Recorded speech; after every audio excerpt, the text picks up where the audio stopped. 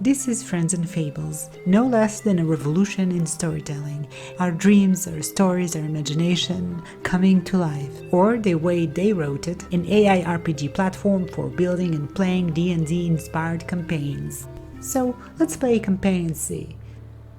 They have a couple of campaigns on the front page. I think this is their most popular one at the moment, the one that they built. Faladrum. Let's see. Faladrum is a land of vast forests, deep mountains, and yada yada yada. So, homebrew setting, forest-based stuff. Looks like all the generic fantasy races bother to show up for this. Alright, I don't need spoilers. Let's play. I like my characters with the least bit of magic, like gritty realistic types. They're all looking kinda fanciful though. Yeah, I think I'll go with the orc. Level 3 Red Fang Orc Barbarian. There we see its stats, skills, inventory, appearance, personality, backstory, mannerisms. You know, I actually prefer to play pre-made characters. Their backstory can then be tailored into the world and you get a much more multi-layered, deeper story. Inventory, relationships, memories. I really like that. I think that's very important. I mean, what's a character without relationships and memories? If we want to simulate a realistic group, town, community, whatever, this is the core. Really goes to show this is not their first rodeo, and this is a well-designed and well-thought-of engine. What's with all the invites? Invite a friend, share this code? Okay, it's for multiplayer. Let's not do that yet. By the way, the fact it's multiplayer blows my mind. But let's keep going. And oh, we got a map. Let's see. Oh, that's nice. That's what I've been looking for. A map with tokens. This is never seen an AI that can do that yet. Like, this is the first time I'm seeing this. And I'm specifically referring to D&D battle maps stuff with storytelling. Like this is a first, definitely for sure. Like, I'm reeling back now. Wow. I enjoy imagery far more than descriptions, and this is a home run.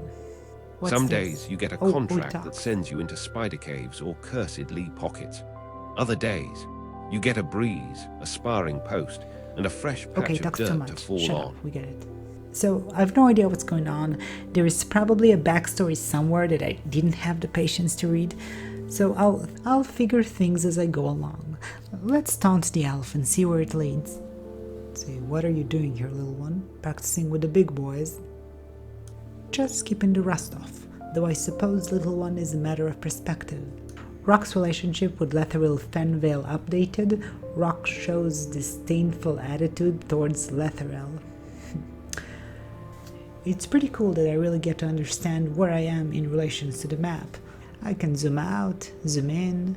Can I change locations? Nah, I can't do that just yet. Maybe it has to come through the text. Not sure how that works yet. What's going on here? Don't remember the last thing I did.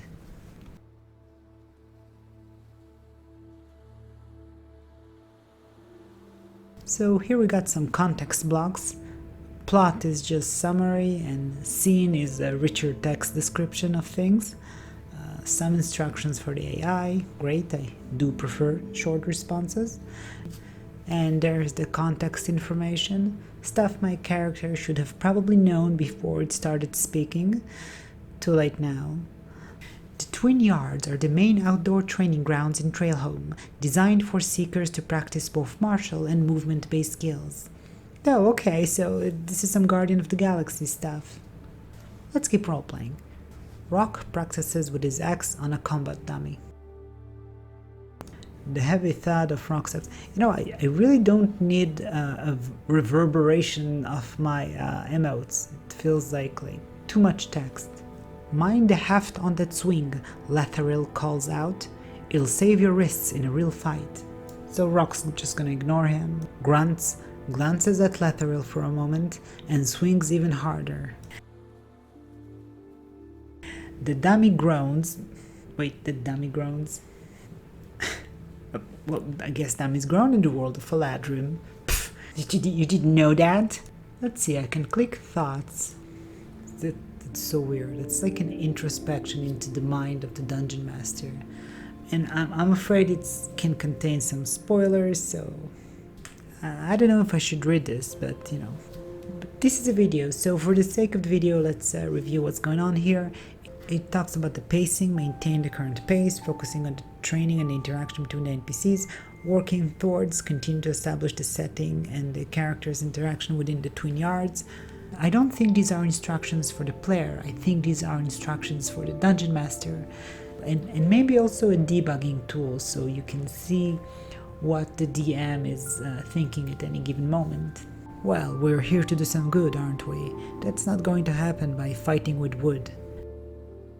And there's the long exposition, which I'm skipping because I'm not that invested yet. Doing good, he muses, his voice quiet. That's why we're here. But wood or steel or even a well-placed word, it all needs practice, doesn't it? He offers a small, almost imperceptible nod towards the seeker's board hall. If we are ready to do some good, perhaps we should see what needs doing. There is a tip here: if you don't like the direction Friends is going in, you can regenerate the message using the button to the right, you can edit his response by clicking the 3 dots. Full control, I like that. Okay, let's head towards the Seeker's Board Hall. So there's a character there sitting by the desk. Maybe my character knows her, I don't know. We can examine her, but we can, read everything about her. So there is a lot of meta information, and it's not really clear how much we know, how much we don't know. Of course, I can ask for context, but let's play it by ear. Reviews the board. Guess I should move my character to the board. Let's see how we do that. Alright, here we go. The board is a chaotic tapestry of information. Great. Let's consult with Draka. You seem preoccupied. What caught your attention? Preoccupied with order, she states, her voice a low rumble, devoid of warmth. Her eyes flick briefly to the board Rock is examining, then back to him. The contracts are there. Choose.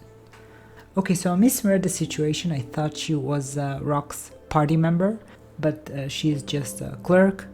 Let's go with the unusual creature sighting. So Rock says, unusual creature sighting? This. The warden captain posted it, she states. Reports of disruptions, yada yada yada. Dangerous, requires swift resolution. I'll just go ahead and nod. Then it is chosen, she states. The contract details will be logged. You will need to sign.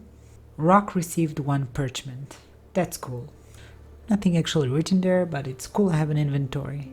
Alright, let's do some actual roleplay. Grabs a pen, drains some of the pen's content to his palm, and slaps the parchment, leaving a faint ink copy of his large hand on the paper. There, signed. Let's see how they react to that.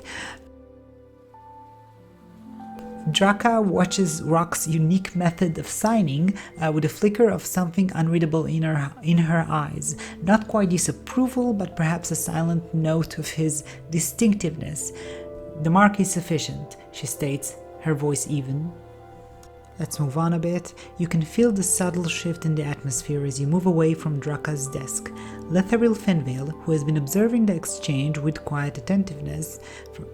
Wait, where is Letharil? I don't see him on the map. That's weird, maybe there is some... Maybe there's a bug? Let's ask out of character. I've updated the map. The map shows Letharil positioned near the notice boards. Nope, not there. Let's see. Oh! There he's outside of the map. How the hell did he get there? Okay, let's fix this. Okay, head towards the next destination. The Twin Peaks aren't far, Letharil says. Shall we take the western path? He gestures vaguely in the direction of the denser woods. Take the lead. So we're moving on, we're in some forest area. Letharil pauses for a moment, tilting his head as if listening to something beyond the normal rustling of leaves. Do you hear that? He murmurs, his eyes scanning the dense undergrowth to your left. It's a strange resonance. Rox tries to listen. I guess I'm gonna be forced to do some sort of dice roll. There we go, please roll a wisdom perception check. How do I roll? Do I just type roll perception? There has to be an icon. Oh yeah, I think this is it. Okay, rolling perception. A 13 on your perception check. You can indeed feel that strange vibration. I think I lost the map. I only see the world's map. Would have been nice if I could see the original map like before. Asking if I could see the battle maps, the DM drew me something in ASCII. It's kind of weird. And the map is just a blank screen. So either they didn't make a map for this region, or maybe I'm bugged. So for a while I just continued and then continued again, and long story short, we got ourselves a battle with some weird woodland creatures. And finally I got the map back. So I'll spare you the process of D&D combat. It's lots of dice rolls and not really exciting to watch. And regardless, the combat ended, or rather not ended, because I ran out of tokens. So I'm definitely going to upgrade. Let's watch their tiers. So this is only true at the moment of recording, obviously. There are 3 packs, Starter, Pro and Legend, and it's not cheap, but LLMs are not cheap. For me, I'm definitely in. I'm gonna subscribe. Not yet sure which package to get. I'm really excited about the idea of doing my own maps and my own campaign, my own setting. I will talk about it probably in the next video. So stay tuned, and till next time.